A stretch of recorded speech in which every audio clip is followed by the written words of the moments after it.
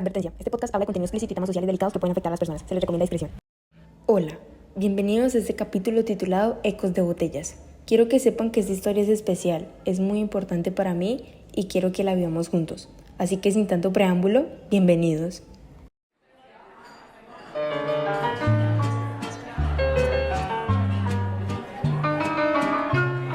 Colombia ha sido un país en donde tomar es casi una tradición.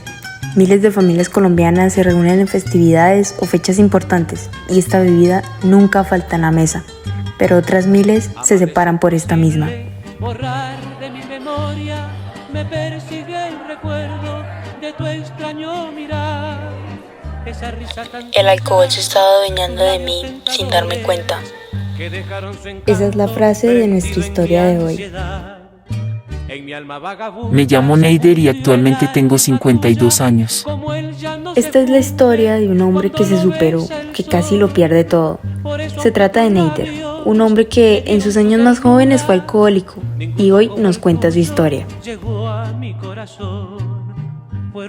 Para empezar, hay que decir que Neider nunca tuvo un referente alcohólico. Su figura paterna fue una persona muy trabajadora que jamás le enseñó malas cosas.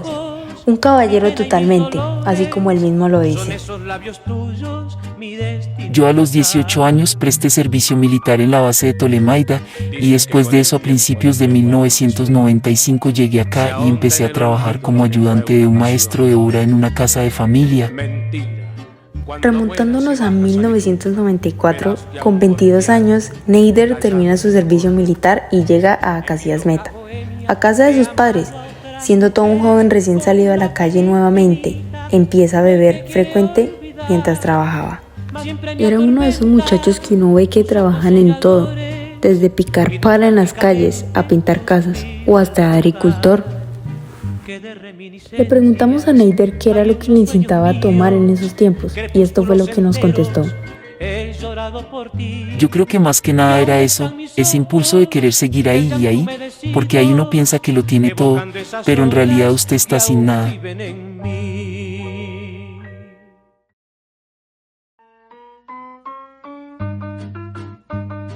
Allí conoce a Emelina Rodríguez, o M, como él le dice, una muchacha de 18 años que trabajaba en esa misma casa, siendo la niñera de los hijos de la dueña.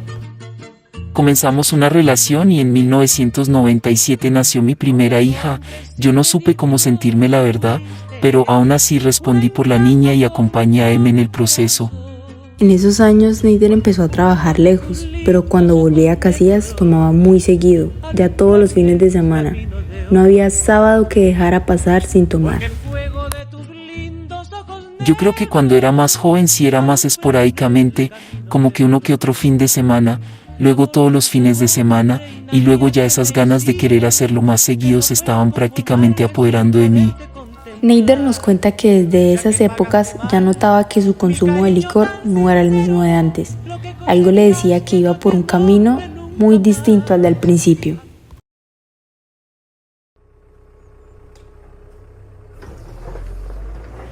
Yo trabajé por muchos años en una empresa de maquinaria pesada, trabajé 17 años, y había épocas en las que yo tenía que irme para plantas de la empresa que quedaban lejos, y duraba 1 mes, 2 meses, y hasta 6 meses a veces. Yo creo que eso también me mantuvo un poco alejado de mis hijas y mi mujer, aunque era por trabajo obviamente, digamos que el estar solo por allá, llegar a la casa después de meses y que mi hija menor de meses de nacida llorara porque pensaba que yo era un desconocido me causó mucho dolor y decidí intentar arreglar con los jefes de la empresa y que no me trasladaran tan lejos y tan seguido. Y es que no eran para nada cerca estos lugares de trabajo. Yo trabajé en Boyacá, en Armero, Tolima, en Puerto Gaitán, lejos de mi familia. Esto ocurre alrededor del 2008 o 2010, cuando volví a casa no tan seguido y su consumo aquí empieza a frecuentar otros niveles que el mismo Neider dice que no esperaba. También reconoce que esa distancia por lo laboral de cierto modo afectaba mucho a su familia y más que nada a él. Claro está que en medio de esos años habían temporadas de trabajo en las que él estaba en su casa, con sus hijas, pero en realidad esos eran días en los que él permanecía más en la calle, con malas compañías, así como él dice.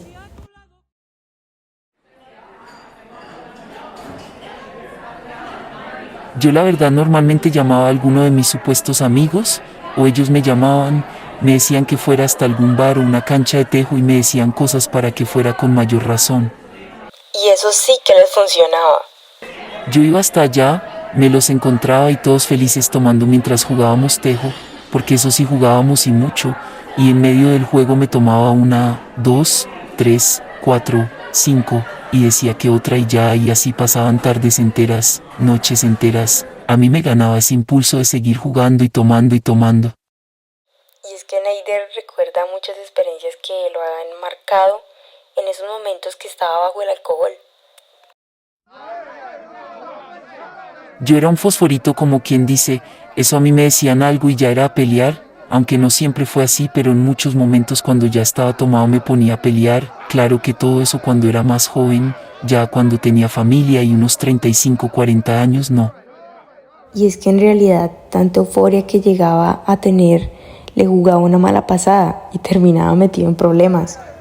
En una de esas, me peleé muy feo con un muchacho que me venía molestando a mí y siempre se convertían esas escenas en cosas peligrosas y bueno, en fin, cosas que a la final después de la borrachera ya ni uno recuerda.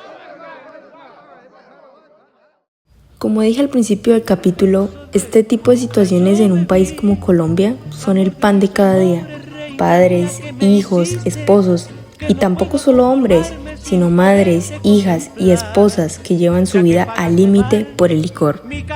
En todos esos casos, las familias siempre se preguntan el por qué no pueden sobrellevar esos impulsos de los que nos contaba Neider.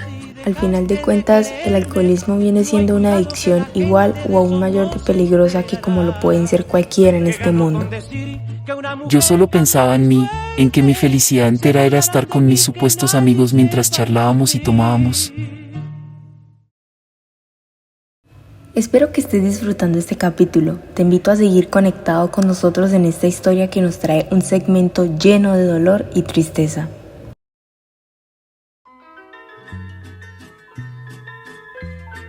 Yo la verdad aún no sé exactamente qué es eso que a mí me hacía tomar, como que desde muy peladito estaba en eso, pero ya de mayor fue cuando realmente me ganaba ese impulso de querer tomar y tomar la mayor parte del tiempo. Neider nos comentaba que en realidad no sabía qué era eso que le impulsaba a tomar cada vez más. Hoy en día dice que eran las atracciones del mundo, la diversión mundana y bueno, otros términos que en realidad para él son el pasado y que quisiera jamás volver a pisar. Por muchos años Neider vivió en casa de su madre, pero en el 2010 decidió mudarse con su esposa y sus 2 hijas. En esta nueva casa, o bueno, mejor dicho, en esta nueva etapa, es en donde más adelante escucharemos de la redención de Neider. Pero más sin embargo, desde esos años, las peleas con su esposa se intensificaron. Yo llegaba a la casa, había discusiones porque ella quería que yo ya dejara el licor y muchas veces estuvimos a punto de separarnos por esa situación mía. Yo no daba de mi parte y siempre hacía lo mismo. Eso la decepcionaba a ella muchísimo, igual que a mi hija mayor. Emelina siempre fue una mujer todoterreno, como el mismo Neider nos contaba. Él de cierto modo veía que ella sufría demasiado por esas condiciones en las que vivían, en las que Neider llegaba a la casa y sus hijas lo miraban. Soportó por muchos años las malas situaciones familiares con él, pero a pesar de todo siempre siguió a su lado. Del mismo modo, Neider tenía una perspectiva respecto a cómo se sentía su esposa. Pues obviamente mal, porque al final cada fin de semana era fijo que tomaba, ya no había un control en mí, ella claramente notaba eso. Y pasaban los días y Neider seguía en esos mismos pasos. Él dice que en su adicción ni siquiera comprendía el peso que tenía en su dinero el gastar tanto en cosas mundanas. Y aún más importante, el peso y la carga emocional que estaba sintiendo su hija respecto a todas las situaciones que lo veía pasar a él. Su hija mayor fue quien sufrió más toda esta situación. Ella siempre lo veía en precarias condiciones llegar a casa y esto la atormentaba. Mi hija mayor sufrió más esa situación conmigo y había ocasiones donde yo sé que ella lloraba mucho, le pedía a Dios que me ayudara, que cambiara, que mejorara. Y a la final lo hizo. Yo creo que mejoré por mi familia, por el amor de Dios y todo lo que eso me brindó a mi vida. Lo querido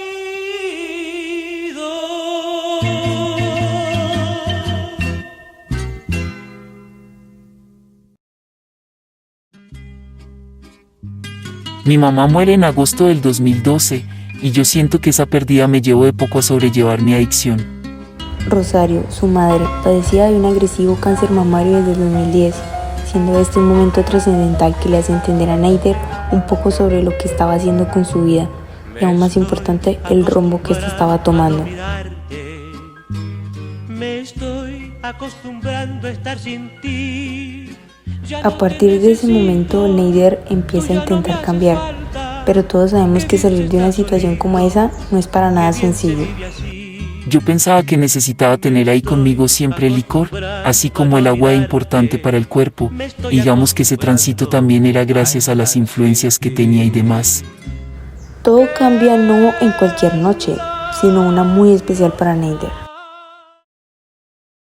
Faltan 5 minutos para que llegue el año nuevo. ¡Que viva Radio 1! ¡Que vivan sus oyentes! ¡Que escuchen Radio 1, la de 1!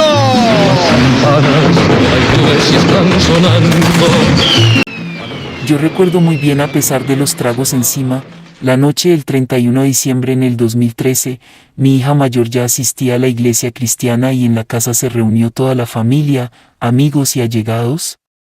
Entre esas, 2 guías espirituales que fueron quienes me hicieron definitivamente sentar cabeza frente a todo lo que mis hijas, mi mujer y yo estábamos sufriendo con ese control que el licor tenía en mí.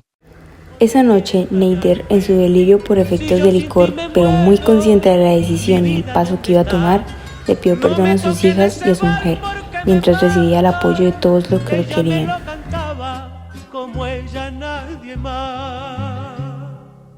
Neider nos contaba que sin voluntad propia, él nunca hubiese podido salir de ese hueco en el que estaba, pero que siempre es primordial tener a alguien que nos acompañe en este tipo de procesos, tener un apoyo. Mi hija mayor era la que me confrontaba, pero uno en su ignorancia no se comía ese cuento y le daba igual.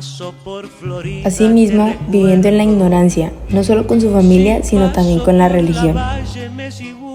Yo recuerdo que una de las primeras veces que fui a la iglesia me paré firme contra el piso para ver si era que supuestamente Dios y el Espíritu Santo me iban a tocar y luego desmayarme.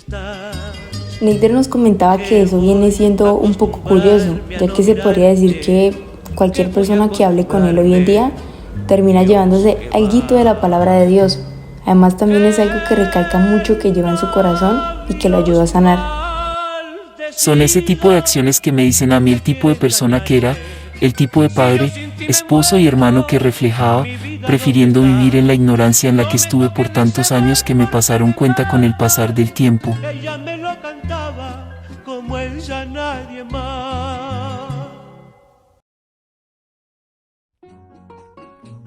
El dejar todo eso atrás a mí me cambió la vida, me mejoró como persona, porque soy consciente de que había muchos momentos en los que sin yo darme cuenta me sentía vacío, sin alientos, sin metas, y eso mismo me llevaba a esa vida pasada.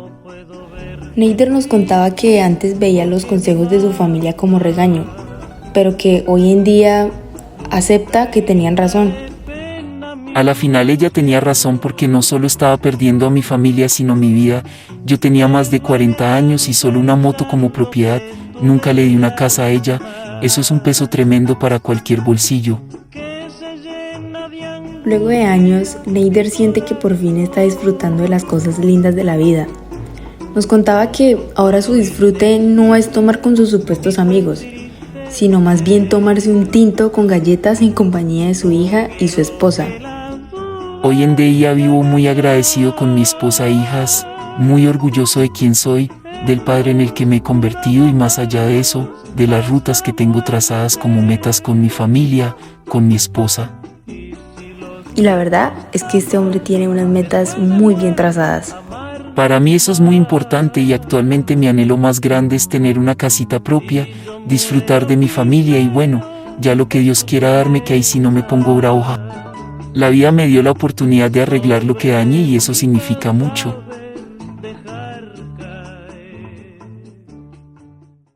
Gracias por quedarte hasta el final de este capítulo. Espero que te haya gustado y nos vemos en una próxima ocasión. Los recursos utilizados en este podcast son de YouTube y de carpeta personal. Reminiscencias, Ódiame, que nadie vea mi sufrir y no me toquen en ese vals de Julio Jaramillo fueron utilizadas en este capítulo. Lilian Marín es la productora, creadora, guionista y editora de este capítulo.